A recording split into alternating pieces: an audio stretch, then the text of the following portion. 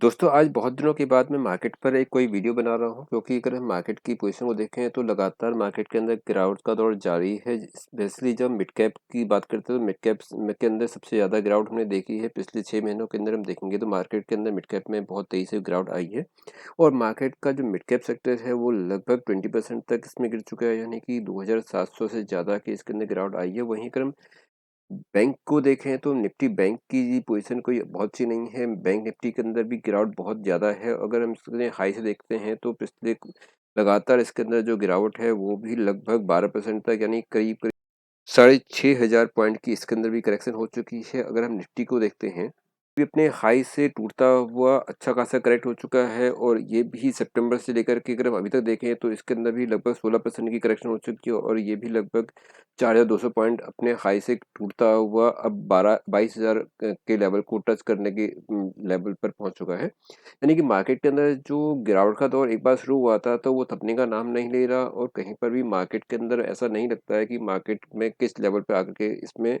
जो गिरावट है रुकेगी। पिछला अगर हम देखेंगे इस तरह की जो गिरावट थी वो हमने देखी थी कि कोविड के टाइम पे थी, लेकिन वहाँ पर गिरने का एक रीज़न था कि कोविड का एक स्ट्रॉन्ग रीज़न था मार्केट में गिरने का। लेकिन अब लगातार मार्केट में जो हम गिरावट देख रहे हैं उसका कोई स्ट्रॉन्ग रीज़न दिखाई नहीं देता कि मार्केट किस लिए गिर रही है। यानी कि जो लगातार जो एफआईज की जो सेलिंग है वो लगातार मार्केट के अंदर हावी है। और ऐसी स्थिति में अंदर जहाँ पर ब्लू चिप सेक्टर को भी हम देखेंगे तो ब्लू चिप के जो शेयर्स हैं वो भी अपने कोविड के लेवल तक करेक्ट हो चुके हैं, यानी कि अपने हाई से वो शेयर भी लगभग 50% से ज़्यादा करेक्ट हो चुके हैं। काफ़ी शेयर्स को हम देखेंगे कि वो काफ़ी अच्छी रेंज में पहुंच चुके हैं।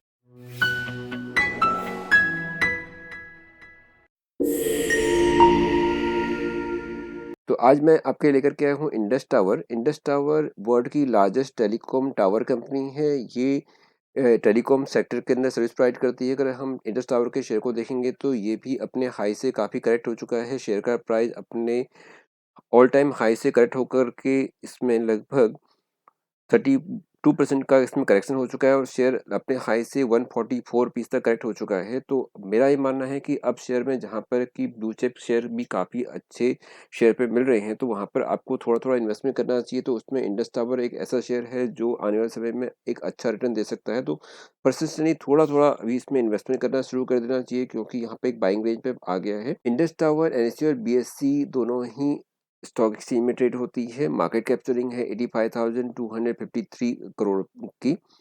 शेयर का प्राइस अपने लो 231 से बढ़ता हुआ 460 तक गया था। करंट में शेयर का प्राइस है 323 रुपीज़ का। अपने हाई से काफ़ी करेक्ट हो चुका है शेयर और इसकी वॉल्यूम है 58,346 की। कंपनी के रिपोर्ट कार्ड पर एक नज़र डालेंगे तो इसका पी है 15.08 का, एपीएस यानी अर्निंग पर शेयर 22.42 की। फेस वैल्यू है 10 रुपये की और कंपनी ने अपने शेयर के ऊपर 110% का लास्ट डिविडेंड दिया था। अगर हम कॉर्पोरेट एक्शन को देखेंगे तो यहाँ पर कंपनी का जो डिविडेंड पॉलिसी है काफ़ी अच्छा है। 20 में कंपनी ने 4.1 का डिविडेंड दिया था। 20 में अगेन 2 रुपीज़ का डिविडेंड दिया था। फिर 21 के अंदर 17.8 का डिविडेंड कंपनी ने डिक्लेयर किया था। 13 मई को कंपनी ने 11 रुपीज़ का डिविडेंड दिया था। अगर हम हिस्टोरिकल परफॉर्मेंस देखते हैं कंपनी की तो पिछले 1 साल के अंदर कंपनी का जो रिटर्न है वो अपने शेयरों के 13.59% का है, लेकिन लगातार उसके बाद करेक्ट हुआ है शेयर और पिछले 6 महीने में शेयर में 26.17% की करेक्शन हो चुकी है। 3 मंथ्स के अंदर हम देखेंगे तो 7.55 का, जबकि निफ्टी के अंदर करेक्शन है इसमें 8.86 की, सेंसेक्स में 8.77 और इन अदर इंडस्ट्री का देखेंगे तो 8.97 का। उससे कंपेरेटिव इंडस टावर में कम करेक्शन हुई है। पिछले 1 महीने को हम देखेंगे तो 1 महीने के अंदर इंडस टावर के अंदर 7.34% की, जबकि इंडस्ट्रियल रिटर्न इसका नेगेटिव है 7.08 की। निफ्टी में 3.09% की का करेक्शन हुआ है। सेंसेक्स 2.88 करेक्शन हुआ है, यानी कि इसके कंपेरेटिव इंडस टावर में करेक्शन ज़्यादा हुई है। इसके अलावा इंडस टावर के अगर हम शेयर होल्डिंग पैटर्न को देखते हैं, इसमें एफआईआई डीआईएस म्यूचुअल फंड की होल्डिंग का देखेंगे तो यहाँ पर प्रमोटर्स की इसके अंदर होल्डिंग है लगभग 50% की। म्यूचुअल फंड का 13.32% का होल्डिंग है। एफआईएस का इसके अंदर बहुत अच्छा होल्ड है 26. 15% का इसमें एफआईआईज़ का होल्ड है और जो पब्लिक की इसकी होल्डिंग है 6.01 की और अदर पार्टीज़ के इसके अंदर 4.5% का इसमें होल्डिंग है। तो इस होल्डिंग के अगर हम परफॉर्मेंस में देखेंगे तो प्रमोटर्स, म्यूचुअल फंड और एफआईआईज़ का जो इसमें स्ट्रॉन्ग होल्डिंग है, तो इसके कंपैरेटिवली ये कंपनी काफ़ी स्ट्रॉन्ग है। वैसे भी मैं आपको बता चुका हूँ कि इंडस टावर जो वर्ल्ड की लार्जेस्ट टावर कंपनी है टेलीकम्युनिकेशन जो प्रोवाइड करती है, साथ ही ये भारतीय ग्रुप की कंपनी है। देखते हैं कंपनी के प्रॉफिट एंड लॉस को। तो अगर हम यहाँ देखते हैं तो सेल की क्या परफॉर्मेंस रही है, तो 23 के अंदर जहाँ कंपनी की सेल थी 28,382 करोड़ की, वहीं पर मार्च 24 के अंदर कंपनी की सेल है 28,601 और टीटीएम में सेल बढ़ करके हो गई 29,589 करोड़ की। ऑपरेटिंग प्रॉफिट को अगर हम देखेंगे तो ऑपरेटिंग प्रॉफिट के अंदर कंपनी का ऑपरेटिंग प्रॉफिट मार्च 23 के कंपेरेटिवली 24 के अंदर बढ़ करके होगा 14,557, जो कि 9,669 से 14,557 है और टीटीएम में ये अगेन बढ़ करके 20,398 करोड़ का हो गया है। प्रॉफिट बिफोर टैक्स को भी देखेंगे तो प्रॉफिट बिफोर टैक्स के अंदर भी हम क्लियरली इसके अंदर बहुत अच्छी इंप्रूवमेंट देखते हैं।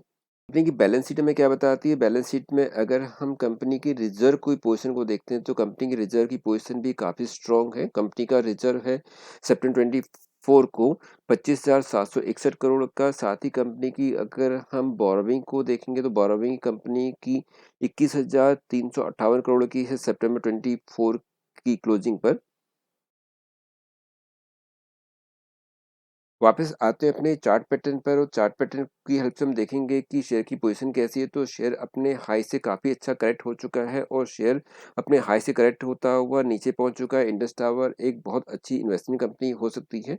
तो मेरा ये मानना है कि इस लेवल पर आप थोड़ा-थोड़ा इन्वेस्टमेंट कर सकते हैं इंडस टावर पर, जो कि वर्ल्ड की largest telecommunication tower manufacturing company है, यहाँ सर्विस प्रोवाइड करती है। तो ये इस लेवल पर आप थोड़ा-थोड़ा इन्वेस्टमेंट करके अपने एक लॉन्ग टर्म के लिए इसमें अच्छा इन्वेस्टमेंट कर सकते हैं, जिससे आपको लॉन्ग टर्म में इसमें काफ़ी अच्छा रिटर्न मिलने की पूरी-पूरी संभावना है। साथ ही आप इसमें ₹315 को स्ट्रिक्टली स्टॉप लॉस मेंटेन करके चलेंगे, क्योंकि हम देखेंगे कि जो शेयर है वो 316 को बहुत रिस्पेक्ट कर रहा है और शेयर का भाव 315 से नीचे नहीं जाता है। तो 315 को ही आप एक स्ट्रिक्टली स्टॉप लॉस मेंटेन करते हुए इसमें इन्वेस्टमेंट कर सकते हैं। तो अभी मेरा ये मानना है, क्योंकि मार्केट में जिस तरह लगातार गिरावट बनी हुई है, तो यहाँ पर थोड़ा-थोड़ा इन्वेस्टमेंट कर सकते हैं। आने वाले समय में ये शेयर आपको बहुत अच्छा रिटर्न दे सकता है। फिलहाल आप इसमें 6 से 1 साल का एक सिनेरियो लेके चलें, यानी कि जो इसमें इन्वेस्टमेंट है वो शॉर्ट टर्म के लिए नहीं हो सकता है, लॉन्ग टर्म के लिए ही इसमें अच्छा रिटर्न मिल सकता है। तो आने वाले समय में ये आपको आसानी से 20 से 30% की रिटर्न दे सकता है। करंट लेवल से आप इसमें इन्वेस्टमेंट करना शुरू कीजिए, थोड़ा-थोड़ा इन्वेस्टमेंट कीजिए और अगर शेयर भाव इससे थोड़ा-सा और करेक्ट होता है तो वहाँ पे और इन्वेस्टमेंट कीजिए। जैसे-जैसे मार्केट में स्टेबिलिटी आएगी तो ये शेयर आपको फ्यूचर में एक बहुत अच्छा रिटर्न दे सकता है। दोस्तों, किसी भी शेयर में इन्वेस्टमेंट करने से पहले उसके सभी रिस्क रिवार्ड को भी ज़रूर जान लेना चाहिए। जिस तरह की मार्केट के अंदर लगातार गिरावट हम देख रहे हैं और मार्केट में कहीं पर भी अभी एक ऐसी स्टेबिलिटी दिखाई नहीं देती है कि यहाँ पर मार्केट आके रुकेगी, तो उसमें किसी भी शेयर में इन्वेस्टमेंट करने से रिस्क तो बना ही रहता है, लेकिन हमें ये भी नहीं भूलना चाहिए कि मार्केट में हमें सही अपॉर्चुनिटीज़ के समय में इन्वेस्टमेंट करना चाहिए, क्योंकि मार्केट काफ़ी करेक्ट हो चुकी है। तो यहाँ पर इंडस टावर एक ऐसा स्टॉक है जहाँ पर हम अभी इन्वेस्टमेंट करके लॉन्ग टर्म में इसमें बहुत अच्छा रिटर्न ले सकते हैं। दोस्तों, यदि आपको ये जानकारी अच्छी लगी तो प्लीज़ मेरे चैनल को लाइक एंड सब्सक्राइब जरूर कीजिए। Thank you for watching.